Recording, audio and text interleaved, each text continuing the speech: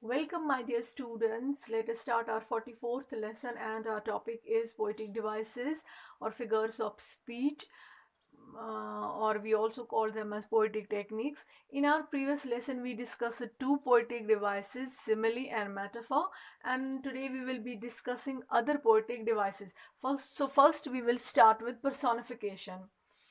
In this poetic device, inanimate or non-living things or objects and plants, animals, or ideas or phenomena are attributed human qualities. They are given qualities of human beings. For example, kiss, it's a human quality, wink, it's a human quality, anger, it's a human quality. But let us have a look at these examples. The cold ash kissed my feet. So the cold ash, non-living thing, it has been given human quality.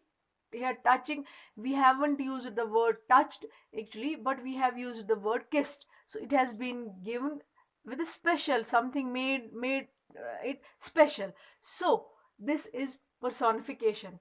The window winked at me. Since you window is a non-living thing and we have given it a quality of human beings, wink. So it is a personification, it's an example of personification. And the sky was thundering in anger. Anger, again, it's a human quality, but here the phenomena of thundering, thundering, it happens in the sky. It has been linked as if the sky is in anger. So again, human quality has been given to the sky. So this is an example of poetic personification. Moving to next poetic device, that is alliteration. It is defined as repetition of initial. Initial means first consonantal sounds in words in a line. Repetition, that means the same sound is getting repeats in different words, but its initial, its first sound, but at the same time it's consonantal sound. Consonantal sound, so we are referring to sounds, not letters. For example, of load on load of apples coming in. So here you can see in this word l sound, load, l has been repeated, and again l sound has been repeated. So it's an example of alliteration. Or ba ba black sheep. So initial consonant sound is b sound, and b is a consonantal sound. So ba black sheep. So again we can say that consonantal sound, initial consonantal sound, it has got repeated. So this is an example of alliteration, and alliteration actually, it adds music to a line. Or similarly, Peter Piper picked a peck of pickling pepper. So per, again per sound, p sound, per sound, per sound, per sound. So it has got repeated, and it is the initial sound, and also it is a consonantal sound in a line. So this is when a consonant, initial consonantal sound in a line, it gets repeated. That is called as alliteration. Number 5 is epithet. Epithet in poetry, we can say it refers to actually an adjective or adjectival phrase. Simply, we don't call it in poetry as adjective, but we call it as epithet. So epithet is an adjective or adjectival phrase. For example, snakes bear fangs. Fangs means teeth. Bear. This is epithet here. Or ice block, cold ice. Ice, we know they are noun, and ice block, cold. So this is epithet. Or wine dark sea. Again, because we know that usually an adjective is placed before a noun. So here noun is sea, and wine dark, it's adjective, but in poetry we will call it not as an adjective, we call it as epithet. So this is another poetic device. Number 6 is double talk or irony. This poetic device consists of saying one thing while you mean another, and usually the another meaning is quite opposite to what you say. This poetic device or you will find it dispersed to all kinds of literature. So it's a manner of speaking or writing that is dispersed through all kinds of literature, because irony is mostly used in literature in order to ridicule, in order to highlight the negative traits in a funny way, sometimes we can say, and all that. For example, to say goodbye, but you mean good riddance. So it is an example of double talk or irony. No doubt your surface meaning seems to be quite nice, but you mean quite opposite of it, and that is good riddance. Or similarly, nice talking to you, or nice talking to you after getting bored. Amazing, but you mean not worthwhile. Sometimes a person says that seeing a worthwhile object, and he doesn't want sometimes he wants to say that this is not worthwhile, but he says it's amazing, but he actually or she actually doesn't mean it. He means quite the opposite.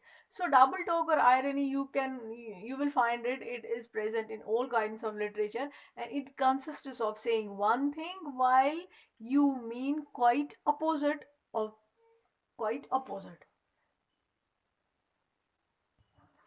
Number 7 is symbolism. This poetic device is used to represent or recall something else possessing similar qualities, especially an object representing an abstract thought or quality. And in a symbolist uses symbols or objects to signify deeper meanings. So, on the surface, they seem to be ordinary objects, but a symbolist gives them or ascribes them some deeper meanings. And that is what is called as symbolism, when symbols or objects are used to signify deeper meanings, deeper realities, and then they are used to represent abstract thoughts or qualities. That is called as symbolism. For example, olive branch, it's simply a branch of olive, but it has been given or ascribed the meaning of peace. So when we say that to extend olive branch, it means that we want peace. So it represents actually peace. Long sleep, but it has been given a symbolical meaning or deeper meaning, and that is the death, because in death also a person goes to long sleep. And white color, it again represents peace. Green, we say it represents vitality, energy. Or red, we say it represents anger. That's why when a red rag is shown to the bull, he gets angry. So red represents anger, or red also represents passion. Similarly, we say different seasons, they signify different things. Like spring, it signifies regeneration. Vitality, it signifies resurrection. We say everything again from the dormant state of the winter, it again comes into life, it signifies life. So different things are or objects, they are given different hidden meanings, deeper meanings, and that is what is called as symbolism. Symbols usually are of three types: universal symbols, local or regional symbols, and personal symbols. So, a poet or a writer, or what we say a symbolist, can use any of the three, and all, or he can use all of the three. Universal represent symbols represent, they are present in all the types of literature. They represent the same thing and can be used by poet of any language. For example, olive branch, it's a universal symbol, and throughout literature it means peace. White, color white, it means peace. Green means vitality. Spring means again life. Long sleep, it means death. Winter, it means old age or lack of vitality, we can say. Moon, in every literature, it signifies beauty, it represents beauty. So they are used universal symbols, they are same throughout the universe, throughout the world, and can be used by poets of any language. And then comes the next, local or regional symbols. They are pertain to some regions or to certain cultures, and there they have got their own meaning. For example, in Kashmiri, we say Kangri, it represents warmth. It's not just an object, but it represents warmth. and it gives life. It gives that time when we feel very cold. It gives us that comfort. It means warmth, it means comfort. Apples, it means desires. So apples, no doubt, they are just a fruit, but they have been ascribed symbolical meaning that means desires. And then comes the personal symbol. So every poet has his own set of mind, and he can give different objects different meanings, hidden meanings, deeper meanings, as per his personality or as per the requirement of his works. For example, in one of his poems, Wordsworth, sorry, Robert Frost, he was one of the great, he's considered even one of the greatest symbolists. So his one of the poems, stopping by woods on a snowy evening.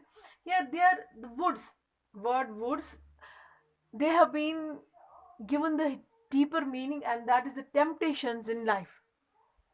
Or similarly, from his poem After Apple Picking, he has used a word, a phrase, pane of glass. It means a barrier between this world and the next world. So the personal symbols are used by poets as per their own choice, and they can give different things, different objects, different meanings, hidden meanings. So this was symbolism. So symbolism was also used by poets to give deeper meanings. They are actually symbolism. Symbols are actually when things, they are something else, but they are given by poets or writers hidden meanings in order to convey what they have to convey in a proper way. So this was all for today. Thank you very much. Have a nice time. Have a great day.